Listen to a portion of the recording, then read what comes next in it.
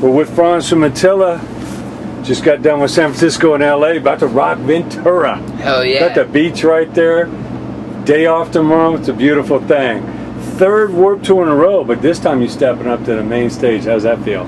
Feels awesome, man. Warped Tour is always something that we look forward to, so now that we're on the main stage, it's even better. We get to play in front of the biggest crowd. Yeah. And, you know, just the best stage you could be on Warped, so it's awesome. It's the major sound. So guilty pleasures, you know, living that life, man. You're on such a roll. Where do you feel, you know, the band's at right now to where you want it to get to? I feel like the band is at a pretty high point in our career, but I feel like there are some things we can do to take it even higher. Just because, you know, a lot of bands in this scene, they get stuck because there's not very much, like, as far as just staying within this scene we're in, there's not very much higher you can go. We're kind of at the top, but we can kind of branch out and start hitting other demographics and new audiences. So that's probably what we're gonna do next. So what do you have in mind for the next record? Any little previews? Any idea where you might take it? I think we're gonna try to bring back the feeling of our older sound and kind of recapture like the party, don't give a fuck type vibe for the next album. And you're mixing all these styles, man. I'm hearing the hip hop and the punk rock and, you know, a little metal and all that. We know that music really only comes in two flavors: music that you love and music that you don't feel. Yeah. But how is that for you? Because you're mixing a lot of sounds. I know hip hop means something to you. Oh yeah, definitely. I mean, my band is from Atlanta, so we grew up with hip hop, and it was a part of our life. Whether you like it or not, it just influenced us, and we love it. You know, we love rap music, we love metal, and we like the way it sounds when you put the two together. So, you know, it kind of makes sense. You know, we grew up with rap our entire lives. Yeah. It kind of makes sense that we're the band that kind of incorporate both. Sure. And I know, like I said, I just witnessed in the pit yesterday, you got the whole beer pong, the whole kegger outlook on stage.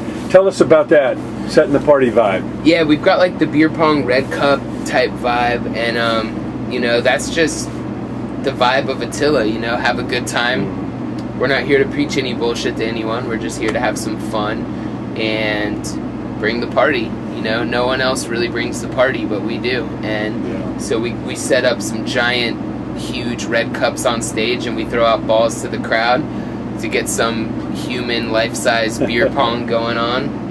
And you know, we're just trying to have fun. That's it. Yeah, it's kind of nice seeing those balls coming up on the stage, you know. Yeah, exactly. Can't do any damage, but have a good time. Now, who were your musical heroes growing up? Who were those people that you really resonated with and inspired you to do this? I'd say like earlier growing up, my influences would be like Thursday got me into a lot of this music, and just, I don't know, a bunch of bands, but like recently, like I just look up to like 2 Chainz and stuff.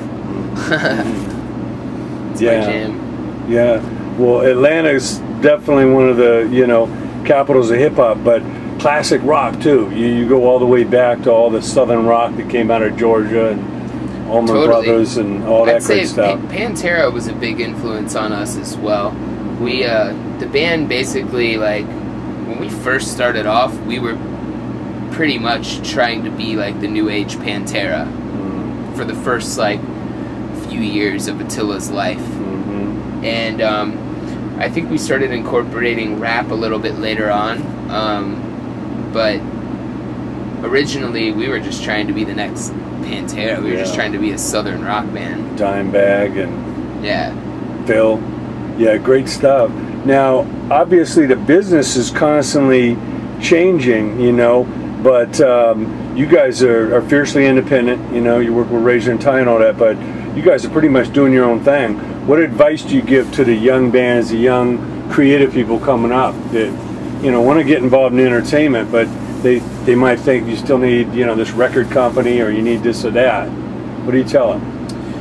I would say that if you really love what you do and you believe in it, that you can make it, and you can make it happen if this is really what you want to do. And that's all it comes down to. It doesn't come down to whether you have the label or management. Sure, that definitely can help out if you pick the right label and the right management. It definitely helps you, but it's not a necessity, especially in the year 2015. We have the internet. If you're making good music and it's on the internet, it doesn't matter if you have a fucking label or manager at this point. You can get huge and have a huge fan base just from putting your music on the internet. Yeah. It's the biggest outlet. Like, I've seen artists, like it's happening in rap a lot. It's happening in rap more so than it's happening in like the rock world. But these rap artists are coming out of left field. They're coming out of nowhere. No one knows who they are. No labels or managers will give them a shot at all. But they have a sound that people like. So they get on the internet, they put their stuff out there, and they're huge. Like, that shit's happening a lot in Atlanta with, like, I Love McConan and stuff like that. Like, Father, I Love McConan, that kind of shit. Like, the internet is largely to attribute to for their success. And what's going on with your hip-hop album? My rap album comes out next week, and it's just a party album straight up. Like, it's people's soundtrack for the summer, you know. It's a party album from front to back, and it's just awesome, you know. If people just want to have a good album to put on and have a good time to, that's what I made. And what's your hopes? What are you hoping to do that with it? My hopes are just to take it to the next level, you know. Rap is technically a bigger genre than metal, so you know, I think there's more opportunities in that world. Not that I'm gonna ever abandon metal, because I love what I do, of course, but for my rap project, I just imagine me like playing random one-off shows, like flying to cities and playing shows and hosting parties and stuff like that. So that's my plan for the rap album, you know, just get it as big as possible, fly out, throw on a show, a party, dip out. Yeah, and is that coming out completely independently? That's coming out on Artery Recordings. Okay. I believe next week. Okay. June 29th, my album comes out. It's called Party People's Anthem. Wow. Well, we love the vibe. It's always a party when ATTILA comes to town. Can't wait to see more music. And, you know, what message do you have to those out there that haven't come to the Warped Tour yet? What can they expect? Warped Tour is fucking awesome, and this year it's great. We're playing the best set list we've ever played before. We've got an amazing like stage setup. Just the whole vibe of our show this time is just amazing. So we're playing our best set list we've ever made. We all look fucking awesome, and it's just a crazy party the whole time. So if you're coming to Warped Tour, get ready to have a good fucking time. Beautiful. Thanks so much, Fronz. Appreciate it, man.